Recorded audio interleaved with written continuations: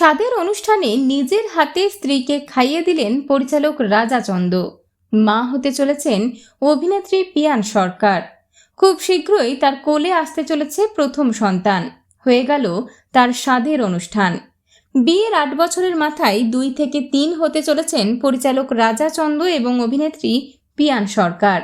স্বাদের একগুচ্ছ মুহূর্ত হবু মা নিজেই শেয়ার করে নিয়েছেন। সি গ্রিন কালারের শাড়ি, গা ভর্তি সোনার গয়নায় এই দিন সেজে উঠেছিলেন অভিনেত্রী পিয়ান।